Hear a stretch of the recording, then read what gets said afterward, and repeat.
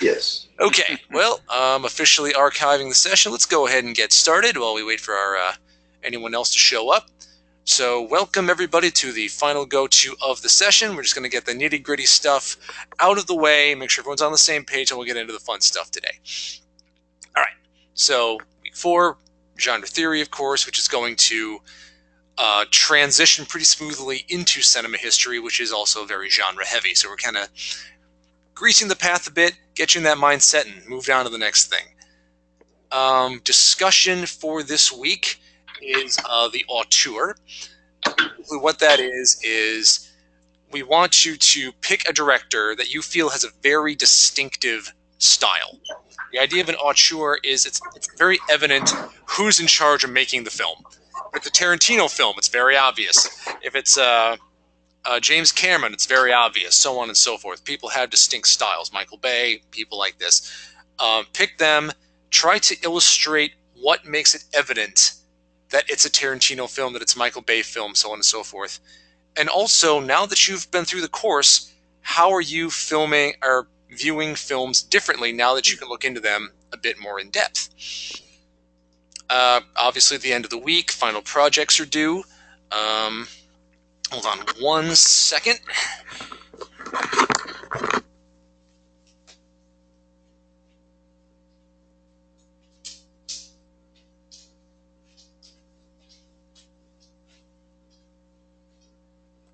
I think I harassed them too much to get my tech kit to me because they sent me two. Sorry about that. I'm back. So, final project, as I've said, we've got final projects, basically a full analysis of the film of your choice, which you should have been taking care of throughout weeks 1 and 2.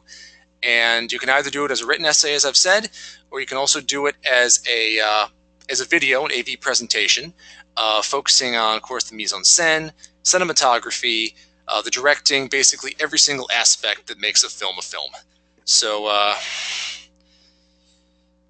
let's see. So we've got, like, it's a written essay, 4 to 5 page, double-spaced. Just make sure it's all good and legible. And then if you're doing an AV presentation, we'd like it to be 5 to 7 minutes and addressing all the same things. I haven't heard from everybody yet to what's everyone going to do, so please get back to me. Let me know what you're planning on doing so I know what to expect. I'm doing, instead of written now, I'm doing visual. They sent me 2 computers. Oh. So I guess I harassed them too much about my tech kit. Oh. Sorry to hear that. Just a laugh of the day, I guess. Lucas wants to do the written. That is absolutely fine. Thank you for that. Okay, so obviously knowledge checks, those are self-evident. Watch the videos, the films, go through the reading, and answer all the questions. So there you go.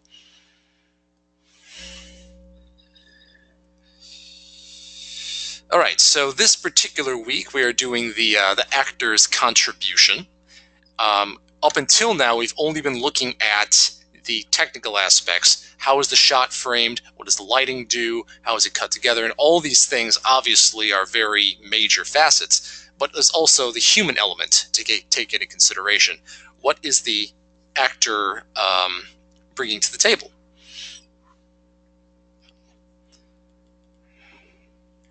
Uh-oh, and I'm getting informed by Dr. Narvi he's having a problem joining us. Oh no! He's trying I was waiting to say doctor all the time. I guess he's trying to log in and it's not working. Uh-oh. Ashton, you work with Anthony Consolo too much. But that's what happens.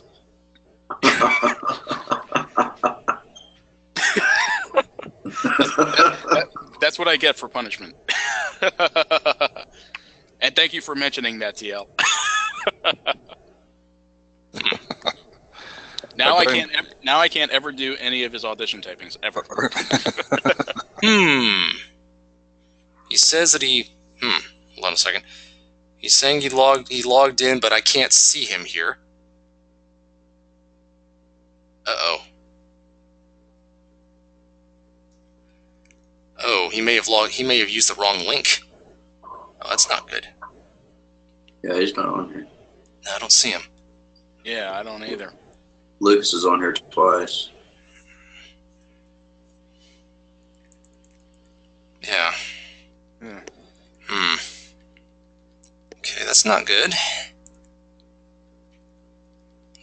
One second, I'm trying to sort this out. Okay, Root looks had to reboot his phone. Oh, wait a second. I see Jason Narvi. Dr. Narvi! Now I see more shit that I didn't see before, so Oh, okay. there we go. I went back to an older email. I just went back to an older email of yours, so. Okay. Yeah. My sincerest apologies for that, Dr. Narvi. Yeah, don't worry about it. You jumped in just at the right time. We were just about to get into the good stuff anyway. Oh, great. Welcome, Doctor. We just got the nitty-gritty out of the way, so now we can jump straight into The Graduate. Beautiful. Has everybody here seen The Graduate at some point? Yes. I know you have, Dr. Narvi. From a very, very long time ago in a time frame long, long ago. Meaning that's an extra long time. Yeah. Well, let's see. I mean, let's see. Do we need to give any backstory then to kind of before we jump into it? That might be the best thing to do is give a little recap of what the film is, because we're looking specifically at the ending scene here. Yes, and I hope you didn't cut it off before the final song. No, not at all. Okay, good. No, this is interesting. I've got the whole thing. I've got definitely. Okay, so check it out. So this film, this is considered one of the best scenes in all of cinema history. It came out in 1967. The film itself, what's going on in the film, Dustin Hoffman plays Ben, and he has an affair with Mrs. Robinson. Here's to you, Mrs. Robinson, the original cougar. So, but at some point he falls in love with her daughter. And he tells her daughter that he was having an affair with her mother. And instead, the daughter, rather than listening to his explanation, says, I don't want to hear it. And is later told that he had actually raped her by the mother. And so the daughter says, to hell with this, I'm going off and get married. Now, he does reconcile with her. He follows her back to college. He reconciles it with her. And she still decides she's going to go through with the wedding that her parents have decided upon. So this, I think, is why it was so important to the baby boomer generation when it came out. It really is a story of, whether you like it or not, the young people are going to take this next generation. It's their time. They are going to make the decisions. And in fact, when this scene first premiered, I just read recently, when it first premiered, the audience has stood up and cheered. Nobody was expecting that. It's directed by Mike Nichols, who passed away, I think, last year or the year before. And he actually has a background in comedy. So this is a great comic film, even though it's one of the great tragic comic moments in all of film history. And that has to do completely with Dustin Hoffman and the way Mike Nichols, the director, deals with him.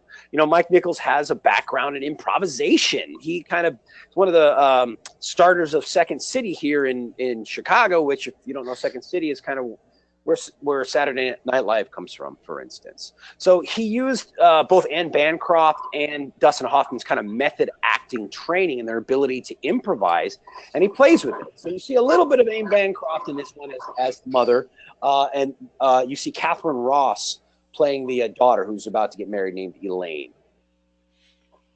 Okay. Is that too much background for you guys? Not at all. That's just enough. No, that's plenty. So now we're going to go ahead and watch this famous scene, and then we're going to discuss exactly what they're trying to do here.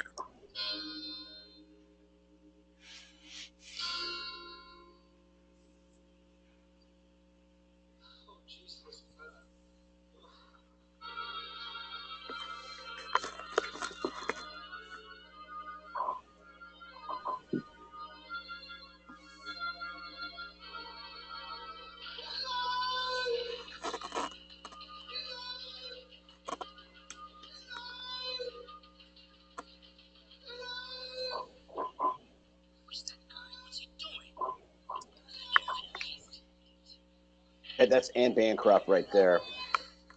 Who was actually married to Mel Brooks. Oh, that's right. That's right. And, you know, I mean, ironically, she studied with Lee Strasberg. I mean, yeah, she studied with Strasberg, you know, the great guru of method acting. And wouldn't you also know that Dustin Hoffman was actually up for playing one of the lead roles in The Producers around this time? And then he got a call saying, hey, they want me to come in for this thing called The Graduate. And Mel Brooks even said, oh, well, you Jewish? No way, you wouldn't be able to get that role. And he's like, but I gotta go. And so he let him go out and go for the audition, and turns out he was offered it. And he's like, that's great, but now I gotta find someone for my own. Thanks, Dustin. And he just took out the mayor from Jaws. You know he's tough. But Yeah, that's right. Look how pissed. You know, Jaws would never have stood a chance if he were that pissed. If he was actually fighting back, oh man, Oh, no. that would have been a movie. But that's the thing. You don't stand between a man and his daughter getting married. I mean, come on. You know. And there we go. Put that in. Well, I changed to reel 2. I'm sorry, I had to find 2 clips to make sure I didn't get the ending cut off. Yeah, they tend to cut it off on YouTube, and I don't know why they do that. They give you either the beginning or the end. They don't let you have it all. Like, You know, gotta can have either the whole dinner or thing. dessert. Entire. Okay, so part. here we go. Yeah. Here we go.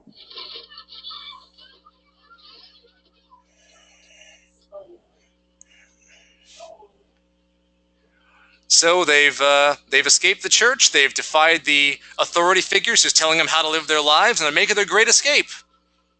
Now, And the I bus- love to always say this happens go to be ahead. there. I love to say Yeah, it just happens to whenever be I show this to my students, I always tell them to watch this clip 3 or 4 times. Once to watch them together, once to watch one side of the screen, the other time to watch the other. It's an amazing moment, and I think we'll just let them enjoy it, and then we'll talk about it afterwards. Absolutely. Because this, as I said before, this is one point where the actors are doing everything. There's no technical elements here. It's just the human factor. Hello, darkness, my old friend. I've come to talk with you again. Because a vision softly creeping left its seeds while I was sleeping. And the vision that was planted in my memory still remains within the sound of silence. In restless dreams I walk alone. That moment has got to be one of my favorite moments. That right there, ladies and gentlemen, is what we call subtext. Thank you very much, Anton Chekhov. Of course, there's always the question, is it a happy ending or a sad ending? And in some ways, I shouldn't be talking now. I should let the song play out because it defines the generation. The choice to use folk music is not accidental. Mike Nichols apparently listened to Simon and Garfunkel over and over and over while he was directing this film. He knew what he wanted to do. Ironically, the clip that we showed starts with a chord that is dangerously close to the first chord and the opening moment of Hard Day's Night, actually, which is interesting. It's a rock and roll chord, even though it's a folk song that ends it up. And again, I think we should take it back to the beginning of the clip and kind of start picking it apart before we get into the subtext of everything that's going on. Oh, and I love picking things apart. That's like Oh, yeah. There's a that's lot. my favorite part of the job. Can we go back to the first clip? Should we go back to the first clip? Oh, sure. Oh, please, yeah. Yes. I Absolutely I want to see a rematch here. I want to see the rematch of Benjamin Braddock, getting his butt kicked. All the way to the beginning, if you want, or right here? Yeah, right there. So there's a couple things we can see. I mean, there's obviously overt symbolism. The man in white in a church, the Jew in white with his arms spread. Now, Right there, baby. Look at that. Look at that tableau. That is classic cinema in some ways. It almost looks Art Deco in some ways. You know what I'm saying? Just the lines of it are just beautiful. It actually goes pretty avant-garde afterwards, and it's the part of the movie that I feel dates the worst. You know, it's cringeworthy almost. And I stop me if I'm wrong. You know, I feel it's the part that does not date. But that vision right there, you are the outsider. There's nothing you can do to be let in. You are in a glass cage if you feel that as a young man you have agency in this world. You know what I'm saying? And there's no accident either that the person you see the most prominently is Anne Bancroft, the woman who put him in the cage. Mm-hmm. Yeah, and definitely most prominent shot there. And you can honestly say that, yes, it looks like he's in a physical cage, but it's more of an emotional cage, really. Yeah, and that's the thing about the whole generation, the adults in this film, Anne Bancroft and her husband, they're alcoholics. they can deal with their cage, because their emotional cage, because they have this, because they're constantly swilling booze this entire movie. It's also worth noting, both the parents are very overprotective, very shackling. They're not letting their daughter do what she wants. Dustin Hoffman's character is not being allowed to do what he wants. They have basically grown up in a cage of sorts, and this is them trying to bust out of it. Yeah, that's true. That's true. There's also a theme about who uses who in this. Does Benjamin use Mrs. Robinson? Does she use him? And at one point in the middle of the movie, it shifts. She is taking advantage of this young man. I'd say a hot young man, but this is Dustin Hoffman we're talking about. He's not a hot young man. Anne Bancroft is gorgeous, obviously, but this is she is starting to age at this point. And halfway through the movie, you realize it's him that has the power, and her age is slipping away from her. Her beauty, her youthfulness, it's all gone. We now call it, that part of your life, middle age. We now call it empty nest syndrome. But there's nothing you can do about it. Mm-hmm. There is nothing you can do about it. You are going back into, I guess, a cage within a cage. You know what I'm saying? Just as the young people are going to fly away. So going back to your cage analogy, they intentionally put the young people in the cage that they themselves, the older people, feel free. And one thing I'd like to note, I mean, the casting choice of casting a daughter who looks so much like her feels like that was a very deliberate choice, because we're almost watching her do the same thing that her mother did. Because if it's mentioned earlier in the film that she's in an unhappy relationship because she had to get married because she got pregnant. So she doesn't want her daughter to go down that same route. And because of that, she's been overprotective. She's been keeping her stuck in the cage, and she's almost forced her daughter to make the exact same mistake that she made. And when you look at this image here, and Dr. Narvi, I really appreciate what you brought up, about the whole emotional cage and everything. Mm-hmm. And when you said that the adults are more free, but when looking at this image, it's like, is this the way I want to be as an adult, where I'm just like sterile and like I call myself free, and this is the representation of it? Like, this is a great, image of it, where it's like, this is not what I'd want to be as an adult, where I'm just like, almost like a mindless, like, zombie, just like doing nothing. Because you look how they're just staring, overtly off screen to whatever, and it's like it's too clean, it's too conformed, and just like there's nothing, it's too rigid. Yeah. And look, I mean, half the church is empty. Everyone's over there on the right. It's completely imbalanced, so it seems like one side of the family is pulling all the power. And I think that's why it struck such a nerve with its original young audience. It was not hippies. It was not radicals. It was the cage that everybody felt they were in. And let's not forget, 1967, the baby boomers are just starting to graduate from college. All those images that we see from the 60s of riots, of college students protesting, it has not reached its zenith even yet. This is 67. It had started around 64 is when it starts getting really riot. So now those people are coming into the world. And what world do they have? So there they are, like Dustin Hoffman, pounding to look. They see what they want, but the rest of the world does not let them have it. So I think that's why the original audiences were they cheered for Ben when he went for it, and for Elaine too. So literally, we're watching them literally break out of their cages here. Literally. So let's move forward a little bit. Okay. Well, hold on. One thing that bothers me about this shot. The camera was crooked. If you go back to those lines, it is a little bit off. Yeah, just is it a mistake, or are they trying to add more weight to the bride's side of the room? I mean, it's oddly crooked. It is slightly crooked. I think you're right. And it's hard to tell because there's so many over there. But if you want to, you're right. If you say the bride side, if you really want to get allegorical, and I don't think Mike Nichols is this allegorical, you could say, notice how all of society tilts to the right when the conservative impulse for family values. Exactly. That might be reading too much. At the same time, a cigar can just be a cigar. It might just be a structural error. Not everything. Yeah, exactly. Great. Now I want a cigar. Okay, moving on.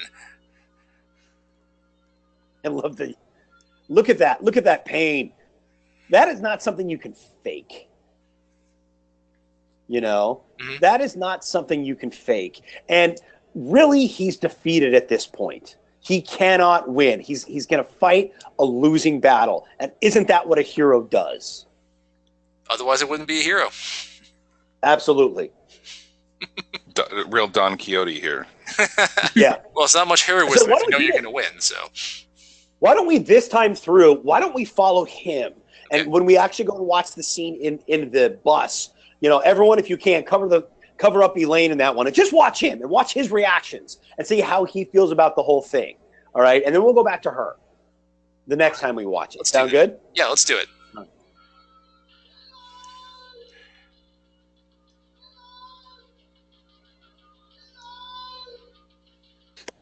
Now, how about this particular shot? I mean, is there a reason why they're making him look so tiny right there, do you think? Oh, there's got to be, because he is that tiny. He is tiny. He's helpless. He absolutely. He's Well, completely helpless. You're just like, like a child. Like you're so small to the world around you. You're trying to make yourself known. That's like the perfect analogy right there. Yeah, absolutely, absolutely. Or I just wanted to stand there and make myself look cool with like some backlight. I could do that. You always too. look cool with backlight. I mean, I got to say, you can never go wrong with that. But look at him; he's glorious, and he's a Christ figure. You know, I'm joking around about it a little bit, but he is. When he's that far away, what's the difference between he and Christ? You know, I mean, he is the person saying, you know, you stand between truth and evil, so to speak. You know what I'm saying? Uh-huh. You know. And is he trying to say, I'm your salvation here, Elaine? Come with me? Oh, that's true. I mean, whose salvation is whose? Yeah, well, I'll go with that one for now. Mhm. Yes, because I think he knows she's not going to be happy Right. either. Well, we'll get to think- whether or not it's actually a good idea, but we know what he's thinking at the time, at least. Yes, absolutely. Okay, moving on.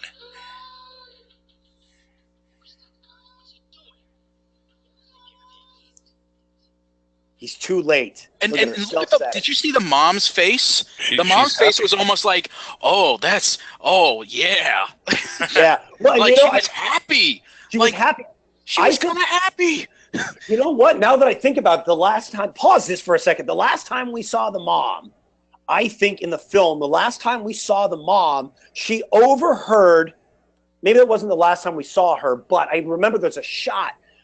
She overheard him telling Elaine that they had an affair, and the camera pans back, and she's alone at the end of a hallway in white, destroyed. All of her cougar, you know, hot older woman, Mrs. Robinson-ness is gone. And she's just a woman who is aging before your very eyes. So this is self-satisfactory, absolutely. She is back in her element. As long as I can make cages, I'm in control. You know? Almost like, how dare you trade me in for the younger model sort of thing. Absolutely. And now look at Catherine Ross. She does not know what to think. She does not know where it's going. There's something about Catherine Ross. She did a lot of these films about rebels, and she actually, as an actor, she had a lot of integrity. She refused after a while to keep doing stuff like, those disaster films that came out that were so popular in the 70s. She refused to do them, and she went back to straight theater. There was something about her that she was both classically gorgeous, but yet not exactly. Her eyes, she has that one eye that kind of wanders on you. You know what I'm saying? There was something yeah. about her that was almost ethereal, that kind of kind of rose above her own beauty. And this is a perfect example. As sure-footed as Anne Bancroft looked in that one, the 1950s model, mother, woman, whatever you want to call her, she is her soul is floating straight through her eyes in this. Mm-hmm. Yeah, you can tell it really does. Yeah, and yeah, she just looks like this, person that's just like, yeah, like you said, has no idea what to do in this situation. Like you're caught in the middle. It seems like Dustin Hoffman's, he's exuding like raging passion right now, and he's sparking something in her by doing that, something she's not been allowed to express until now. Absolutely. Look, and again, I don't want to take it too far, but if we want to go with this Christ analogy, you don't know what you think when you see something that transcends this world, right? You don't know what to think when there's somebody that's like, I am a savior. You're a savior in this case. Well, think of it this way. Look at where she's looking. She's looking up to the heavens. Mm-hmm. And of course, I'm sure part of it, her at this moment, she's like, is this Christ or Antichrist? I promise you that. But either way, she's going to get a whooping from her parents, so to speak. She's actually looking up to Captain Hook, but that's a different story. Different story. We don't know what's in the reverse. That was the director's cut. I told you Mike was in the improv comedy. All right, let's continue. Something's starting to like spark in her big time right now. And now this. Well, you don't hear what they're saying, and in fact, you can't even read their lips. This is so 60s to me, this semi-psychedelic. I feel like this came out, you see a lot of this kind of footage in Midnight Cowboy, also with Dustin Hoffman. I think that's about the same year, actually, The psychedelic films have not hit the mainstream, but directors and DPs are starting to play with it. You'll see handheld in that last scene. You'll see sloppy cuts. You'll see voiceover that doesn't quite match the lips. It's not quite psychedelic, but you can see it start to peer towards it. How do you make something realistic? How do you make a world realistic that is foolish? You know what I'm saying? And I think that's what we're by zooming in. Exactly. Yeah. Zooming in a little bit too much. It's not quite out of focus. It's not quite in focus, And then you put the camera 400 yards back for a close-up. You see that a lot. And in fact, her close-up here, that's not technically a close-up. I'll guarantee that camera was at the back of that church, with a long lens on it. I'll promise you that. Mm-hmm. I wouldn't be too far surprised about that. Yeah. Back to it. And then silence. Yeah. Jinx, buy me a Coke. Exit stage right. And that shriek right there, that breaks the cage. He's going for it now. He is out of there. Yeah, he's going for it. And everyone's out of their cage. Look who's the first guy out of his cage. Whoa. I want to fight. You couldn't beat Jaws. You can't beat me. You can't beat me. I'm going to just hug you for quite a while now. Never mind. And he tackles the whole troop. And I think just in case they all go down. That's amazing. He took out the whole congregation. The whole it's I hate to use this, but Back to the Future, when Marty McFly, first time he's in the 50s and he's in the diner and he knocks down Biff and all Biff's Stooges. He does the same thing. It's like this human domino effect. It's a Three Stooges effect, Please don't tell me that, that famous thing in Back to the Future was actually because of this. Oh my God, I would be like, that is awesome. Like no one would have ever known that. Hey, who really makes a case for the baby boomers being the inheritors of history better than Robert Zemeckis? Look at Forrest Gump. I remember first time I saw Forrest Gump, I was filming a film myself. I was in Australia, and I was over in Australia over the holidays. So I missed Thanksgiving, the most American of all holidays. Eat a bunch of stuff, kill some stuff, throw it on the table, fight your family members over it, eat it. But I remember I couldn't go home, and it struck me how. Actually, it was the second time I saw it. I saw it in the States before I went. And then when I got to Australia, they were playing it. And it struck me how very specific to America, specific to a time it was. Previous to looking at it, I'm like, those are just the times that everybody lived in. No, bullshit. That was a love letter to the baby boomers. The good and the bad of what happens to the baby boomers. So I will guarantee you Robert Zemeckis looked at this film and said, okay, I know what I want to do. with Back to the Future. Little bits and pieces, maybe not even consciously, subconsciously. We're back to Freud. It's not a cigar anymore. It's back to what it was. You know. Personally, I think this is where Mike Nichols has to remind us that it's a comedy to a certain extent, because it is a comedy. It is a great comedy. And Dustin Hoffman is a great comic actor. He does tragic comedy particularly well because of his training with the Actors Studio. You know, it's funny. Some of the great actors of the generation, you think of Gene Hackman, for instance.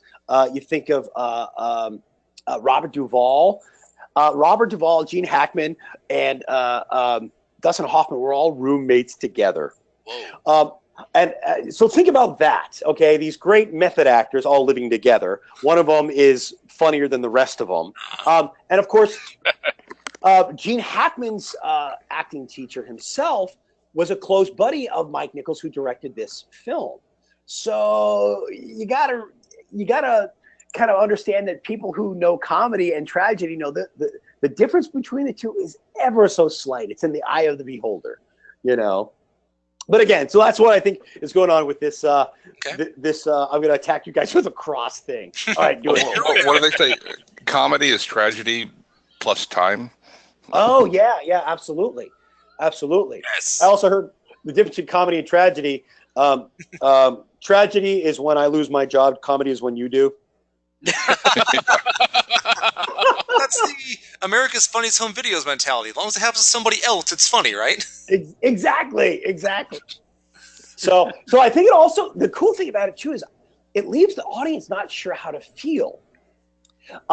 So when they first come onto the bus laughing, we're like, okay, I think this is the happy ending. And then. So do you feel that there's a significance in him using the cross to trap him in there? Oh yeah, absolutely. Totally. Absolutely. I think he's saying they're being killed by their dogma, not by their faith, you know. Again, he's the Christ figure in this. And he just locked them in a cage of their own. Boom! Or he's keeping them in the cage that they designed. Yes, You absolutely. stay here, you stay here. We'll do our own thing. Yeah, we're going to follow our souls, okay? You have your Which cage. spoke to the time of the hippies. Yeah, absolutely. You're right. I mean, They're shunning religion. They're moving on. They're expanding their boundaries. well, they're expanding the boundaries of what religion is, you know, when you think about it. You know, this is, you know, looking at the Beatles, since I used Hard Day's Night, I mean, they're experimenting with, all Eastern religions. We see a lot of Eastern religion in the hippie subculture, you know, and even Christianity itself starts going in that direction. Jesus Christ Superstar, for crying out loud. People are still pissed off about that. You can't have Jesus as a hippie. Hippies love everybody. And wait a minute. Hey. Peace and love, man. Hey, wait. That's what I'm saying. That a hippie would say, wait a minute. A hippie would probably say, well, you know, man, if Jesus were alive today, dude, he'd be a hippie, you know? Well, I've heard tell, just to tangent for a second, one of the reasons, supposedly that the Jewish people didn't immediately embrace Christ because they were expecting Charles Bronson, but they got John Lennon. That's funny, dude. That is funny. That's comedy. That is comedy right there. Okay, so now look at him again. Long shot. That camera is 50 yards away from them. Okay. Look how happy they are. They're blurry. We can't get into their psychology from this distance, but we can tell that they're fleeing for their soul. All right. Yeah. They're energetic. They're wild. They're out of focus because they're so full of vibrancy. And now they're running. That's right. Running away. They're running away from what they know they don't want. That's this shot. But what are they running toward? Do they even know? No. There's no way they know. Because the bus just magically appears. They don't even know where the bus is going. Well, no, the bus isn't supposed to stop. He kind of flags it down. Okay? So now when we get there, I want you guys to, we're going to focus on Dustin Hoffman this time, okay? So if you can cover up the one side. Watch Dustin Hoffman, and then let's talk about what we think goes through his head. I beat them. Oh, we certainly showed them. Okay. What have I done? I'm wondering, maybe, can I eat a bagel without cream cheese? He's wondering what he's done right now. He's like, what have I done? But then he gets happy again. Yeah, if he gets happy, and then it's like, wait, What did I just do? That look down, I want to talk about after we talk about her. Okay, sure. It's like he grabbed for her hand or something. Yeah. you can assume, you can assume that's what it is, but it's almost like if you did, you'd almost be kind of smiling at each other at some Well, point. here it's like maybe she didn't take his hand. You know, there's just a lot that We also you don't know noticed- about. Yeah. Mhm. But hey, should we go back and just watch her this time? We sure will. Yeah. But I'd like, Then to, we'll talk about that hand. I'd like to know You know? the way this ends. We literally leave not having any idea where they're going to end up. They're just going No. away to who knows what. Well, okay, so let's talk about him. Before we look at her, let's talk about him for a minute. What goes through his head? You know, there is that obvious moment of, we got him, those suckers, you know? And then there's that moment of realization. He breathes and he thinks about it. And again, if we go with the Christ analogy, he's done it. He got her out of the way of evil. And then when reality kicks in, what do you do? You know, if he was really a Christ figure, he'd have an answer. Well, here's the thing. And you know what? I also kind of think he maybe is now touching upon like the midlife crisis kind of thing, because it's like, okay, I've done this now. It's like, is there any more joy in this? Like the rush is gone. Like I'd like to implement, when I look at this scene, there's actually a line from a totally different film that really encapsulates the essence of this scene to me. That actually comes from The Princess Bride. I have been in the revenge business so long. Now that it's over, I don't know what to do with the rest of my life. You've achieved your goal, but now what do you do? have you considered pirating? Oh, he has. It's funny you can say that. Okay. Let me use a little vernacular, because you have some future directors that are working. Look, guys, one of the big things that we want to do as directors is we always want to give our actors something actable. That is the hallmark of what we now call method acting, the Stanislavski system. You give them a goal to achieve and work towards, okay? And that goal can be found in the other person often, okay? I want your hand in marriage. So what are you going to do to get it? I'm going to beg, I'm going to plead, I'm going to cry, I'm going to kiss you, I'm going to take your hand, okay? So that's your objective. You want to achieve something. What happens when you've achieved that objective? For a good actor, there's always something that comes after. Okay, so it's interesting that Mike Nichols posited this. Okay, your objective is to get her. Now you got her. Now what? Mm-hmm. And he lets them try to figure it out. Okay, so now let's watch her this time through. All right, let's take it back just a second before, just as they're settling into that seat. Sure. Right about there. Yep, there we go. Okay. So she's all pun intended on the same bus as he. Mm-hmm. And all the old people looking at him like, what the fuck are you laughing at? Which would once again be the previous generation saying to the baby boomers, hey, what do you think you're doing? Yep. Mm-hmm. Exactly. Yep. We'll take our station at the back of the bus. See, now she's kind of contemplating a little bit. I think she's taking it in a little bit better, but then it kind of goes a little south for her. Yeah, because now she's kind of fidgeting. They're not really making eye contact with one another as much. Yeah. Oh, See, that's my favorite right there. That is the look right there. Wait, not yet. Keep going. That. What have I done? Uh-huh. So it comes down to like, okay, I knew I didn't want to marry that guy, but do I really want to marry this guy? Yeah, is that where this is going? Is it marriage still? One marriage to another? Is that freedom for a woman in the 60s? These are the questions that as a society, women in the 60s are starting to be able to ask. Is that what's going through her head? And again, Mike Nichols probably helped them find their subtext as a director. He found something that resonated with these actors, because this is not acting. This is not him saying, look at him, then look halfway between him. No, this is stuff that is going on in their psyche. This is something else that is going on, that is real, that is truthful, that Mike Nichols had to trust them. He trusts improvisation. So now he gives them something to play with, and he says, let's see what happens. Let's see what happens. Well, let's also consider the era. This is the dawn of the divorce age. I mean, in the 50s, nobody got divorced. Right. She just basically got an immediate divorce before she got married. And now she's looking at him and wondering what the future holds. Did she make the right choice? She's already instantly contemplating whether or not this was a good decision. And you know what? Yeah. Look at the background too. You notice that they're sitting in the back of the bus, but they have separate windows for each other. It's not one solid thing. There's that divide going right between them. That's subliminal. That's like, are they really together, or is this just something where it's like, you know, you're going to go one way, I'm going to think another, and it's like I don't know what's going to happen. Well, so, and just look at them. They don't look. It's one of those, like, it was a quick little victory, but it's like we don't know what the consequences are going to be from this. Yeah. Are we a team, or did you save me from a problem? Wait a minute. I'm a woman in the 60s. I don't need a man to save me. That does not achieve my objective of being a free woman. I have not achieved my objective. Now, this also goes to the question about when they look down.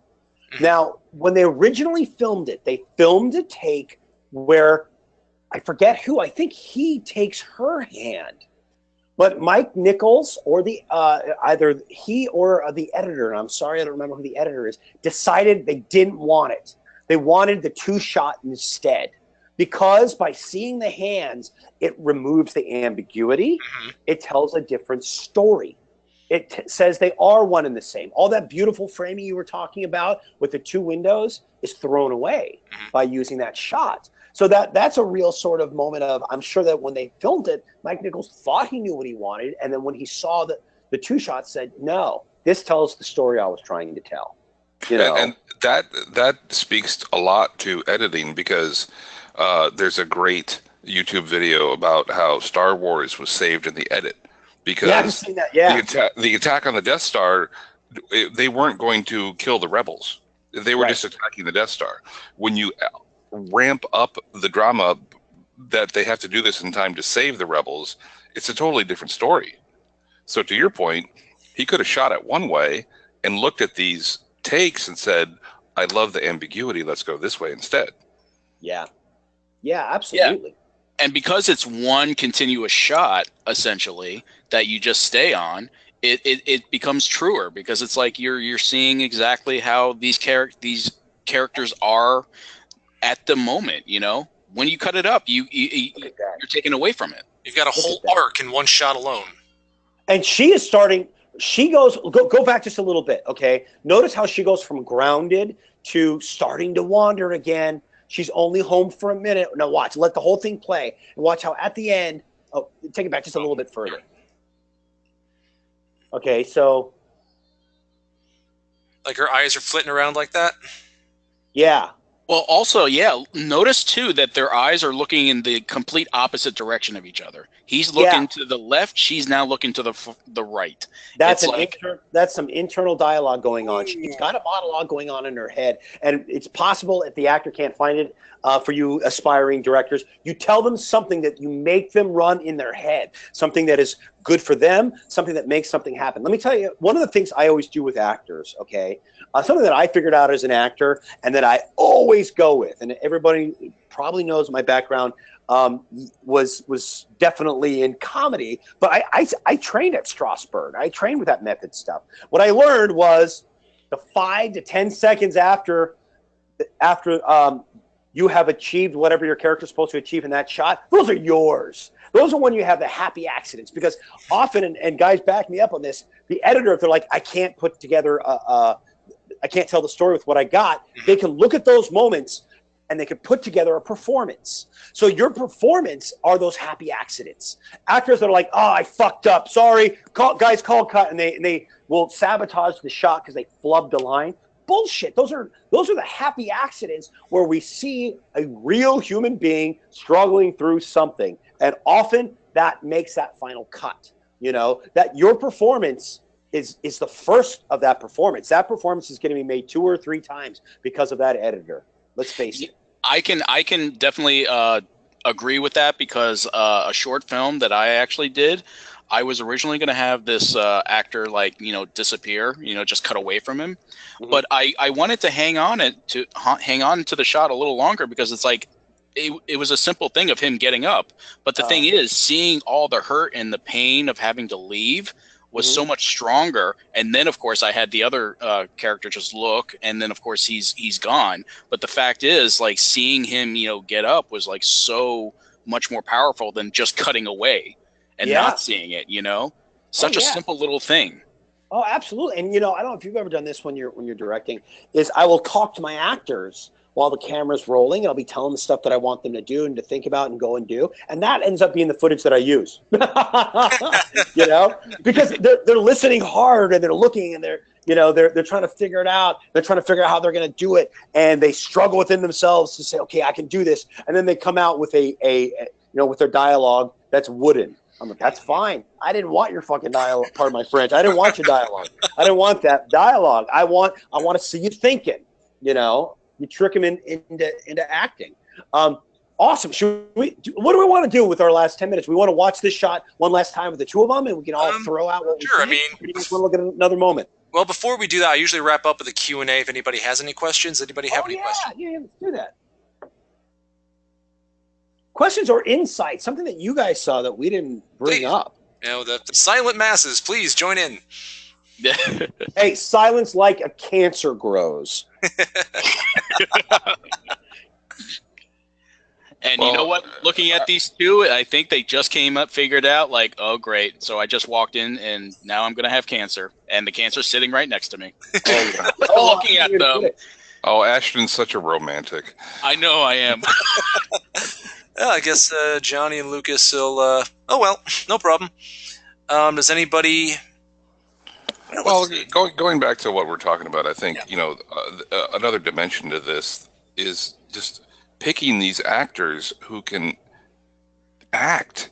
You give them these directions and there's words on the script, but look at them. They're in their characters. This stuff isn't directable sometimes. Yeah, that's a perfect way to put it. And you get gold from it. Yeah, well, okay, so that's, the actors are like, I feel like a good film actor should be able to be both the person that's like, well, what do you want? Or I got to say, the smart actor says, look, I've got ideas that I'd love to do. But if you have something that you want, I'll do that too. You should be able to do both. The smart actor is the good actor. They're the ones that do the work. They're the ones that try to figure out what is needed by the story, by the director, by the moment. And then they say, great, let me go away and figure out what I would do if I were this character. You exactly. need psychology. The film is not forgiving when it comes to that. It is not at all. I really feel that the actors have to be given the ownership, or else you're only going to get just wooden performances and just very stale and just like they're not. You can't see it in their eyes. You can tell that they are the character by just looking in their eyes. And a lot of times it just doesn't always happen because you don't give them the freedom. You don't remind them, hey, you are the character. Okay, this is you. I'm not doing it. You are. Yeah. One of the things, Go ahead. When I made my first, just speaking of actors making things their own, when I made my very first feature, one of the main ideas is we had this group of about 5 people where the status quo is supposed to get turned completely on its head. So the guy who was the leader is now the guy getting stomped on. And the guy that I cast in that role was such an indomitable, inflammable guy by his very nature. No matter what we did, he wouldn't break. And that actually worked better because no matter what happened, he just always held his head high and just carried through. And in the end, it's like, well, that actually worked better than I planned. Right. Well, and that's the thing. Look, there's a couple things. You got to, as a good director, you need to think on your feet and say, this is what I've got to work with. This is the actor that I had to work with, and I've only got so many hours to get this shot. How do I make it work? Do you do, like I was talking about before, do you fool them, and have the cameras roll when they don't know it? That works sometimes, and then edit it around and create a performance through edit. That happens all the time. Or do you say, this is a different interpretation. I'm not going to fight against it. I'm going to make it work. I'm going to see what my actor is doing, and then I'm going to tell them objectives that will make them work. That's the good thing about objectives, by the way, guys. I don't mean to go back to that stuff. But if sometimes it's hard for an actor. Not everyone's a great actor. To say, okay, imagine that you're this character. They won't be able to imagine it. But what you can say is, okay, dude, what I want you to do is I want you, Dustin, to get Catherine to laugh. Do whatever you have to do to get her to laugh. Okay, your objective is to get her to laugh, because I think that's what Ben would do in this situation. And then your actor will really do that thing, however they do it. And it will be honest and it will not look fake. Mm-hmm. You know who was told exactly what to do in this scene is the people yelling at them. Remember that horrible shot with those extreme close-ups of everybody yelling? Yes. If you watch it, those actors are all, quote, acting. And they're acting terribly. There's no internal life to what they're doing. They're just going through the motions. And it works for that moment, but it doesn't give you the kind of depth that this moment does at the end. You know? Instead of acting, they're being, right? Yeah, these guys, okay, you always hear acting is reacting. That's true to a certain extent. So, but yeah, if you want to call it being, yeah. You say, what is this character, as an actor, what is this character trying to accomplish? What is happening to this person? And what's that like to me? You know, if you cannot identify with it, if you've made it something that is not actable, you're not going to do it. What are you doing in this scene? I'm being. No, that's not actable, my friend. What are you doing in this scene? I'm being a hero. Bullshit. That's not actable. What are you doing? I am protecting this person right here. Okay, now we're getting somewhere. Okay. How are you protecting that person? I'm going to be heroic. Nope, drop dead. No, how are you protecting them? It has to be physically able to be done. How are you going to do it? I'm going to grab the cross and start swinging it at him. Boom, perfect. Exactly. Let's do it. All right, let's lay it down. Pictures up, last looks. Fantastic. I found some real gold also, and it seems like it happened in this scene where I don't call cut. I let the actors keep going. And I've had actors they go to the point where they're like, did I miss you say cut? And I'm like, no, right, I liked what I was seeing. I'm going to use some of this. Yeah. You just let them go. And then they come back to you and they're all like a little paranoid, like, I didn't hear anything. Were you okay? And then you just look at them like almost like a crazed psychopath, and you're like, it was glorious. It was beautiful, and that's it. And what's interesting is that, as directors and filmmakers, we tend to forget what these actors actually have to go through to do what they do. Yeah. You really tend to forget that. I mean, look, there's nothing. Okay, the whole thing of acting, and if you want to go to method acting, and the modern actor, everyone learns to relax and open up the instrument and all that stuff. Nothing will tense you up and make it harder for you to act than add action every time. It's like, oh my God, So the best directors don't do that. They don't call action and cut in the same way. They might say, okay, and whenever you're ready. In fact, Clint Eastwood does that. He says. He will be talking with the actors and talking with them, and just having a conversation and talking. And he's been working with his crew and his DP so long enough that his DP knows he'll walk back towards him and he'll just start rolling that camera. And when they've got what they want, Clint Eastwood won't even call cut. He'll be like, all right, that's enough. That's what he does. He says, okay, you might get him to say at the beginning, all right, let's try one. Why don't you want to try one? Let's give it a shot. All right, ready? Okay, let's go. Yeah, and you know what? Tom Hanks actually stated the exact same thing, and he said he was actually shocked. He was like, wait, what? It was like almost so relaxed and just like interference. It was just like, hey, we're putting on a show, we're putting on a play, and it just keeps going until the curtain goes, Yeah. Well, and you go back to your analogy earlier, you don't want your actors to perform, you want them to be, so if you set it up in a way that your actors feel like they are monkeys in a cage performing in this little box called the lens, back to the cage thing again. They will be the ones in the cage. They will be the ones in the cage, and you want them to feel like they are in a room that is theirs. That they are in their own living room. And for the students in this chat, overshoot. It's digital. It's not film. You don't have to pay for processing. Let it roll. Keep going. You'll find gold. Yeah, that's great. That's the best thing you could possibly. That is absolutely the best advice you could give young filmmakers. You know, you're absolutely right. I always forget. Us old dinosaurs forget. Doesn't cost by the minute anymore. Well, Hey, folks, guys, remember film? You remember celluloid? Do you remember that? Remember a separate sound guy? Anyway. Now it's gone. there's a reason why they call these courses advanced digital filmmaking now, which isn't all the other course I teach. So we're all about that. Okay. Because advanced celluloid filmmaking doesn't sound right. It doesn't Yeah, have it does. the No. ring. It doesn't have the panache. Though digital and film is oxymoronic by its very nature. Yeah, it is. Oh, there you go. You're right. You're absolutely right. Well, one definition of film is a succession of still frames. Oh, there you go. So you got 30 of them. There you go. So there you go. You know. Or if you want to be real mathematical, it's like 23.9 something frames. Like, no. 9.97, I think, to be specific. Yep. Okay. 976. Yep. Like, stop. Oh, let's Stop. turn it- let's get into pi now. I'm not into math. That's why at you, all. that's why you teach film. This is ridiculous. You told me there would be no math involved in this class whatsoever. Actually, Professor Ashton and I got Jason. on that same topic earlier today. Guy, you should have seen my students yesterday. We're talking about how big we think Shakespeare's original globe was, you know, when it was built, you know, and I put the dimensions down there and how we figured it out, and their eyes rolled back in their heads like Jaws. Oh, math. No. Oh, Oh, now we've devolved.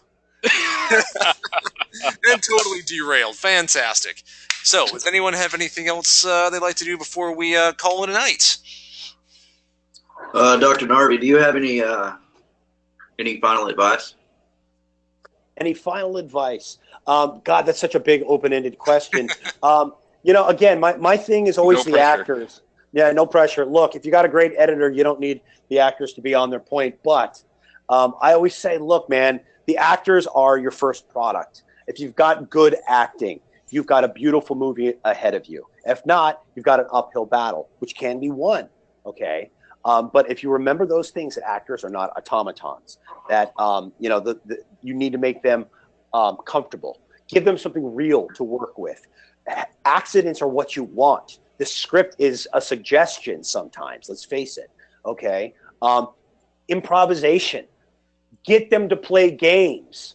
Sometimes you'll record them, sometimes you won't. Some of the best scenes in One Flew Over the Cuckoo's Nest were literally improvisational exercises that they rolled the cameras during. They didn't tell the actors they were going to roll the cameras. They thought it was just acting exercises, and they rolled the cameras. So look for those happy accidents. Set it up so that accidents can happen. And yet, make your actors feel like everything is fine and they can do no wrong. And then turn to your editor and be like, these guys suck. They did everything wrong. Let's fix it. Let's find those accidents and create those moments. Actually, you know what? That's exactly what Mel Brooks did for the producers. He would actually go to each actor. He would go to Gene Wilder and say, you know, Zero is killing us. Oh my God, you're the one who's saving it. And then he'd go over to Zero and say, oh my God, Gene is just killing me. Without you, we're finished. Oh my God. Basically, They inflate do their that too. egos. Is essentially inflate their egos. Just like Well, make and- them feel like they are the $1 million. They are the ones. Leah Kazan used to do the exact same thing, but he'd do it in horrible ways. He'd be like, hey, by the way, I just want to tell you that I think Brando's out to get you, so be careful when you do that scene where he's supposed to be beating you up. He might rough you up accidentally. And then, like, he would do that kind of stuff. He would do that kind of stuff. That's horrible. But he got the shot. He got the shot. And what does it come down to? It just comes down to the shot. Thank you and goodbye. That's the Jackie Drop Chan the mic. mentality. When Jackie Chan Yep. broke his foot on Rumble in the Bronx, he's like, did we get the shot? We did? Great. Get me to a hospital. Get me to a hospital. All right. Dr. And Narvi, sign thank me up you. for more tomorrow. I think we're going to have to wrap it up here. We're just over the hour mark. Dr. Narvi, thank you so much for joining us today. Yes, Thanks, thank guys. you It was so fun. much. I enjoyed it very much there. And also, once again, welcome to Professor Westgate, who's just getting started with us. So he had a very nice introduction today. Yes, thank you very much for having me, and I love the conversation. It was great chatting with you, sir. Likewise, Thank you. All right. as All right, I sit here with my dog in my lap. Dog's like, wow, he really likes me. All right, guys, you have fun. It was Lies, all lies. Let's do it again sometime. Oh, Yes, I'd love to. absolutely. We have All right. to. All right, have a good one, guys. All right, Good you night, too. everybody. All right. Good night. Bye. Goodbye. All right.